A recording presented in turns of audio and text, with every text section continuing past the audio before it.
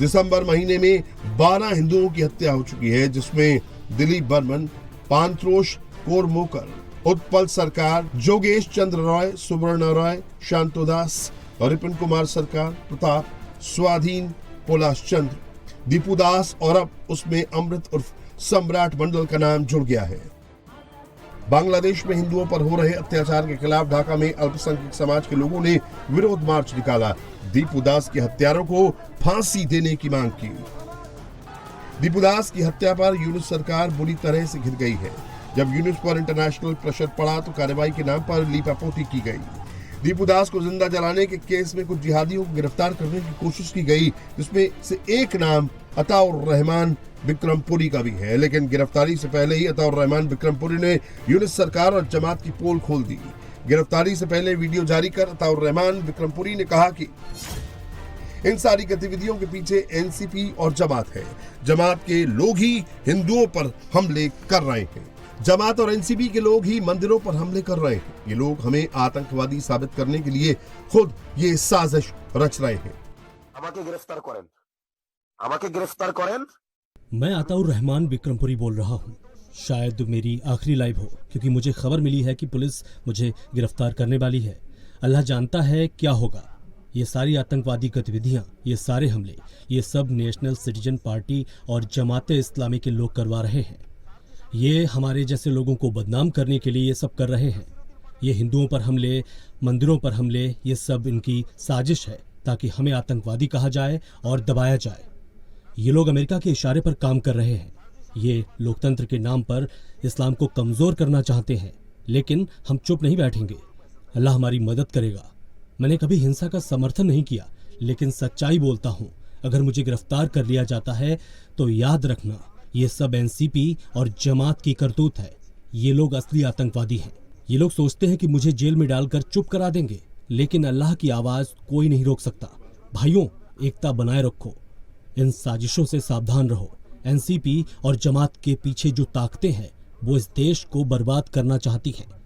दुआ करें कि अल्लाह मुझे और सभी तौहीदी लोगों को हिफाजत दे। তারাও যেমন ইঙ্গিতপূর্ণ শব্দ দিয়ে পোস্ট দিছে, আমরাও এরকম ইঙ্গিতপূর্ণ শব্দ দিয়ে পোস্ট দিছি। ये वही अताउर रहमान बिक्रमपुरी है जो हादी की मौत के बाद भीड़ को उकसा रहा था, भारत के खिलाफ लोगों को भड़का रहा था। बांग्लादेश के लोग भी अब कहने लगे हैं कि यूनुस सरकार ने पहले आतंकियों को जेल से बाहर निकलवाया, फिर उसका इस्तेमाल किया और अब बांग्लादेश में हिंसा की आग लगाई। First place, the interim government released from jail dozens of Islamist terrorists who were convicted of murder and terror acts.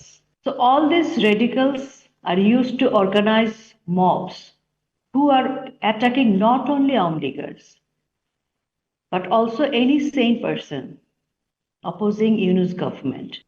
Hadith incidents is almost, it's my opinion that all are created by Muhammad Yunus mob groups, terror, Islamic terrorists, and NCP, AD party, and also Inqilab Mancho. It's absolutely created by Muhammad Yunus. No, it's not accidental incident. Bangladesh में हिंदुओं पर हो रहे हमले के पीछे 17 साल बाद खालिया जिया के बेटे तारिक रहमान वापस बांग्लादेश लौट आए हैं। तारिक रहमान को बांग्लादेश के अगले प्रधानमंत्री का प्रमुख दावेदार माना जा रहा है। हिंदुओं पर हो रहे हमलों पर उन्होंने कहा कि बांग्लादेश जितना मुसलमानों का है उतना ही हिंदुओं का भी है। मुसलमान, बौद्ध, क्रिश्चियन, हिंदू सह विभिन्न इस देश में मुसलमान, बौद्ध, क्रिश्चियन, हिंदू सभी धर्मों के लोग रहते हैं। ये देश सबका है, मैदान में रहने वालों का भी और पहाड़ी इलाकों में रहने वालों का भी। हम सबको एकजुट होकर एक ऐसे बांग्लादेश का निर्माण करना है जिसका सपना हमारे पूर्वजों ने देखा था। मतलब ये कि हमें डर और भय से मुक्त बांग्लादेश का निर्माण करना होगा। हमको देश में शांति चाहिए, हमको अपने देश में शांति चाहिए। प्रिय भाइयों और बहनों, मार्टिन लूथर किंग, आप सबने नाम तो सुना होगा उनका। मार्टिन लूथर किंग का नाम सुना है ना? मार्टिन लूथर किंग का एक बयान बहुत मशहूर है, आई हैव अ ड्रीम, आज बांग्लादेश की माटी की कसम खाकर मैं आपके सामने एक बात कहना चाहता हूं। बांग्लादेश नेशनलिस्ट पार्टी के सभी सदस्यों के सामने ये कहना चाहता हूं, आई हैव ए प्लान। ये योजना मेरे देश के लोगों के लिए, मेरे देश के लिए है। आज मैं अपनी ये योजना सबके सामने पेश कर रहा हूं। इस योजना का मकसद देश की जनता का विकास करना है। अगर देश की जनता की किस्मत बदलनी है तो इस परिकल्पना को साकार करना जरूरी है। প্ল্যান সেই কার্যক্রম সেই পরিকল্পনাকে বাস্তবায়ন করতে হয়। 17 साल बाद तारिक रहमान की वापसी से बांग्लादेश की सियासत अब 3 धड़ों में बढ़ चुकी है। एक और नाहिद इस्लाम की एनसीपी है, दूसरी ओर जिहादी जमात की टोली है जिसके पलड़े में यूनुस बैठा है, और तीसरा सबसे स्ट्रॉन्ग धड़ा कट्टरपंथी बीएनपी यानी बांग्लादेश नेशनल पार्टी का है। तारिक रहमान की मौजूदगी के बाद लोगों की टेंशन बहुत ज्यादा बढ़ गई है क्योंकि ढाका में अब 2 कट्टरपंथियों की टक्कर होने वाली है। दोनों का खूनी इतिहास सबसे ज्यादा हिंदुओं को डरा रहा है। जमात इस्लामी वो पार्टी है जिसने 1971 में बांग्लादेश की आजादी का विरोध किया, पाक फौज को सपोर्ट किया। जमात के राजाकारों पर 3 लाख से ज्यादा बांग्लादेशियों के कत्ल का आरोप है। हसीना के तख्ता पलट के बाद हिंदुओं के नरसंहार का आरोप भी जमात पर ही लगता है। बीएनपी भी कुछ कम नहीं है। ये वो पार्टी है जिसके नेता जियाउर रहमान ने फौज के जरिए बांग्लादेश में पहला तख्ता पलट किया, शेख मुजीब समेत उसके परिवार को मौत के घाट उतारा था। हिंदुओं के नरसंहार में इसका रोल भी कम नहीं है। बीएनपी की गिनती भी पाकिस्तान समर्थकों में ही होती है। बांग्लादेश की सत्ता के लिए अब 2 कट्टरपंथी भिड़ने जा रहे हैं, इसीलिए आगे ढाका में कुछ भी हो सकता है। आग लग सकती है, खून बह सकता है, लाशें बिछ सकती हैं। यूनुस को चुनाव से पहले भागना भी पड़ सकता है क्योंकि जमात के शफीकुर रहमान की नजर इस वक्त ढाका के प्रधानमंत्री की कुर्सी पर है। वो नहीं चाहता कि चुनाव हो क्योंकि उसे चुनाव में हार का डर सता रहा है। मोहम्मद यूनुस की नजर इस वक्त ढाका की कुर्सी पर है। वो भी नहीं चाहता कि फरवरी में चुनाव हो क्योंकि चुनाव होते ही उसे ढाका से फ्लाइट पकड़नी होगी।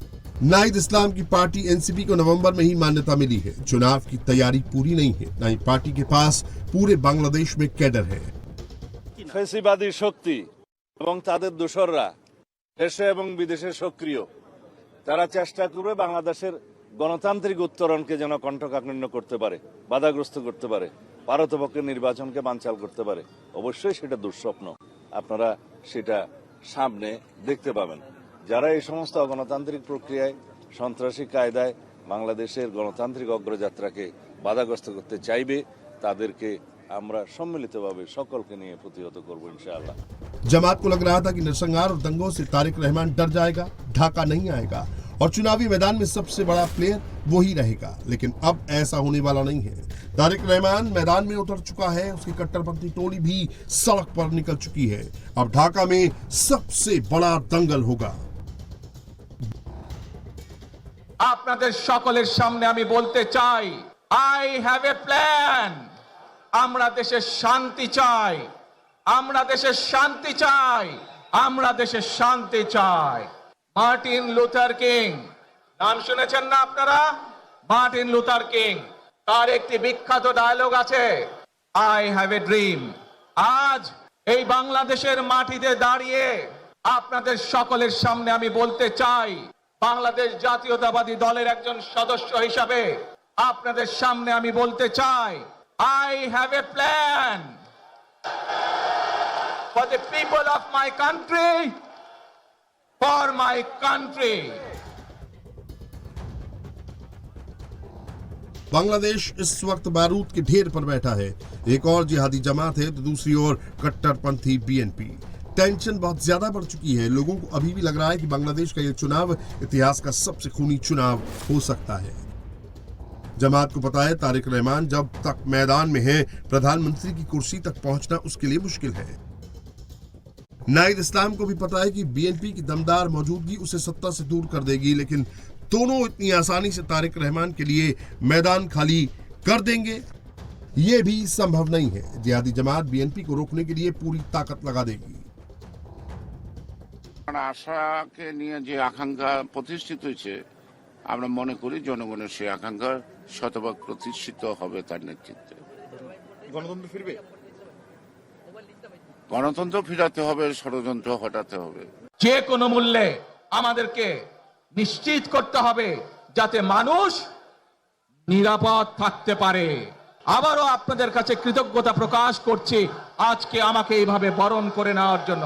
আমরা যে শ্রেণীর মানুষ হই, আমরা যে দলেরই রাজনৈতিক দলের সদস্য হই অথবা একজন নির্দলীয় ব্যক্তি হই, আমাদেরকে নিশ্চিত করতে হবে যে কোনো মূল্যে আমরা আমাদের এই দেশের শান্তি শৃঙ্খলাকে ধরে রাখতে হবে। যে কোনো মূল্যে যে কোনো বিশৃঙ্খলাকে পরিত্যাগ করতে হবে। যে কোনো মূল্যে আমাদেরকে নিশ্চিত করতে হবে যাতে মানুষ নিরাপদ থাকতে পারে। ढाका में आते ही तारिक रहमान शांति की बात कर रहा है, हसीना के खिलाफ बोल रहा है, जिहादी जमात को टारगेट कर रहा है। वो खुद कुछ कम नहीं है। हसीना की सत्ता जाते ही कट्टरपंथियों के प्रेशर में यूनुस ने तारिक रहमान के सारे मुकदमे हटा दिए हैं। उम्र कैद की सजा भी रद्द की जा चुकी है। পরবর্তীতে 90 স্বৈরাচারের বিরুদ্ধে এদেশের জনগণ, এদেশের খেটে খাওয়া মানুষ তাদের গণতান্ত্রিক অধিকারকে ছিনিয়ে এনেছিল, কিন্তু তারপরেও ষড়যন্ত্রকারীদের ষড়যন্ত্র থেমে থাকেনি। আমরা তারপর দেখেছি 2024 সালে 71 সালে এই দেশের মানুষ যেমন স্বাধীনতা অর্জন করেছিল, 2024 সালে এদেশের ছাত্র জনতা সহ সর্বস্তরের মানুষ, কৃষক, শ্রমিক, গৃহবধূ, নারী, পুরুষ, মাদ্রাসার ছাত্র সহ দল মত নির্বিশেষে, শ্রেণী পেশা নির্বিশেষে সকল মানুষ সেদিন 2024 সালের 5ই আগস্ট এই দেশের স্বাধীনতা এবং সার্বভৌমত্বকে রক্ষা করেছিল। तारिक रहमान प्रधानमंत्री की कुर्सी के सबसे बड़े दावेदार नजर आ रहे हैं, इसलिए जमात और यूनुस की नजर में सबसे ज्यादा खटक रहे हैं।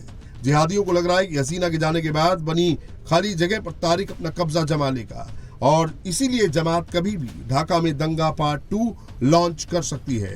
चुनाव रोकने के लिए कभी भी खूनी खेला शुरू हो सकता है।